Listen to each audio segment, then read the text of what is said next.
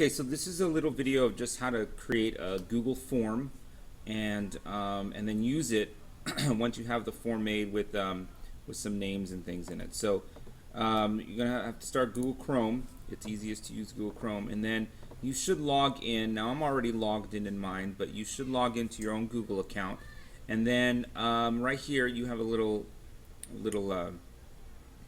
app button here that shows you what the apps are that you can use, and these are kind of all the apps that are available on Google Chrome. And you just go to Google Drive. So then you have your drive, and these are all my files. Now anywhere you want to, just in your regular drive, you're going to go ahead and hit create, and you're going to create a form, and it's going to tell you what the form is. So I'm going to create this form. I'm going to call it test form 1, and I get to choose my my design. You've got all kinds of designs that they have here. I'm just going to choose the basic default design. Okay, so then my first question, now there's all types of questions you can ask. You can have a text, paragraph text, lets them put in a little bit more information, multiple choice, check boxes, choose from a list, scale, grid, date, time. I would recommend that the first thing you want to do is have them put in their name if you want to find out, if you want to have the data for their name.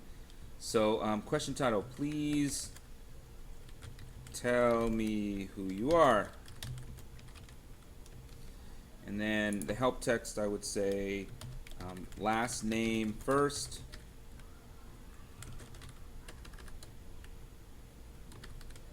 please. Now I found that when I have students do this, I even have students forget to do this the right way. So to make it easier, I'd probably say my first question would be last name, and then my next question would be first name, and then you'll make sure that you get first name and last name.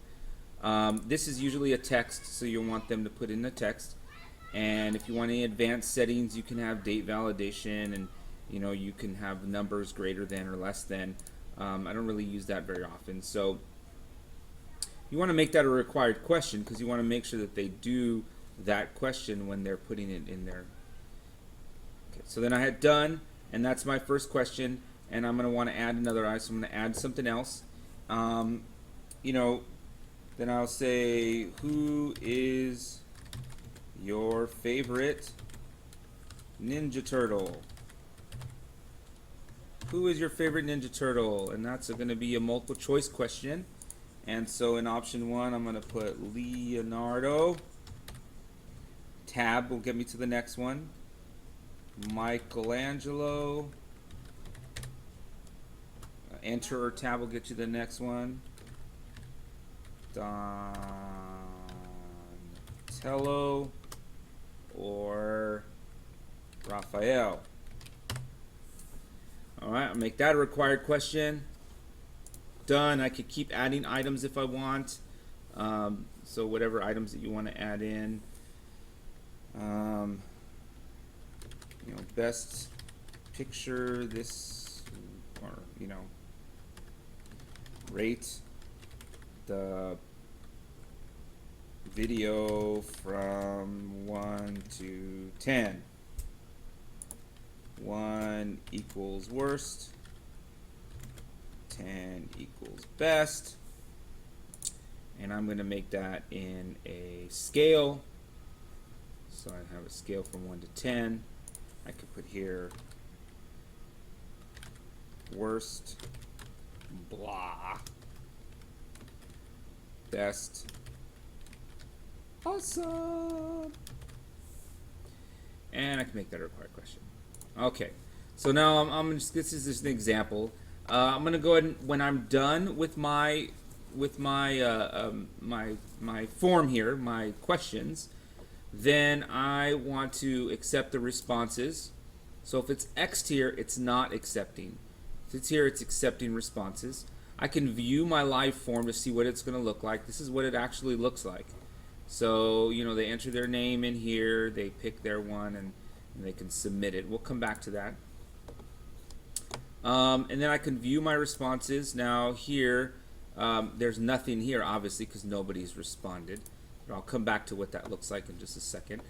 So now What I'd like to do, I could change the theme if I wanted to. Let's change it to I like bluebirds. Let's change it to bluebirds. So if I go to live form, I can see it's bluebirds. So what I want to do here now is I want to send this form. So you can show link to submit another response. This is at the end, so your response has been recorded. They can edit their responses after submitting if you want them to be able to come back and change them. Publish and show link to results of this form to all respondents. So if you wanted them to see what the results are, which I doubt many people want to, but if you wanted them to, you can click that one. But we're going to send form. Now this is the link to send the form. If you wanted to send them via email, you can write their email addresses in here and it'll send it as an email. But if you just want to share the link, you just click on that. It says hit Control C. I think it did that for a second. Control C to copy. So you would Control C this and you would copy it somewhere, and you just you hit send. Oh, cancel that. You hit done. Now it's automatically going to have that link as long if anybody wants to see it. So let's say what I like to do is make that link smaller, so if I was to give it to somebody, they wouldn't have to type in that huge link. So I go to www.goo.gl,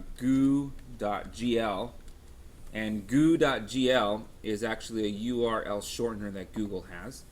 So I Control V to paste in, and you see that this is a very long, crazy, a long form, but I'm going to shorten it. So you just go through the space 16, go through the little verification here, and then now I have a shorter thing, and this is easy to write in. http://goo.gl/f7npip2i. You send this out. You can send it as a text, as an email, or even on a little slip of paper, and get whoever you want to do this. To go to this link. So I'm going to Control C to show you what it looks like. Okay, so now I'm going to go to here, and I'm going to show you what it looks like. Here's my link, and I've just put it in exactly what it is, and I get my form. Well, let's put in my last name is Maestas, comma. No, here let's say my last name is Hearn. Let's go with Jordan, Michael. His favorite one is Michelangelo, of course. And let's rate this video a 9.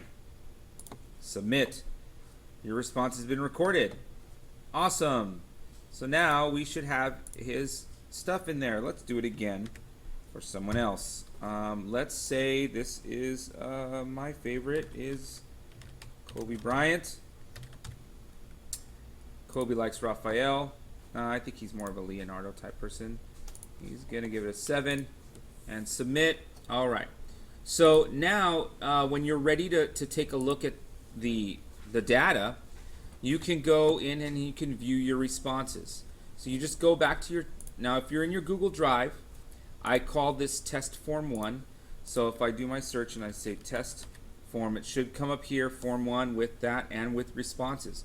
So let me go and look at the responses. It clicks. There's my responses. I want to organize this by alphabetical by name. So I'm going to go up to B here, and there's a little drop down. Click that drop down. I'm going to hit sort A to Z, and it'll sort it all A to Z. Now if I wanted to keep these sorted this way and then sort some other way, like an additional sort, it would also do an additional sort as well. So for example, I've done, let's say you have their name and their age, so you want to keep them in alphabetical for both name, and then you want to also do it in age. You can also click on the next one and sort that one, and obviously it's 7 and 9. It already is in that order, but it'll organize them in multiple sorts. You just do sort 1 and then go to the next column and sort that. It won't change any of the data in terms of where they're aligned, but it will change it in terms of it'll do like a second sort. Okay, So that's a quick thing on using Google Forms, and hopefully that helped you out.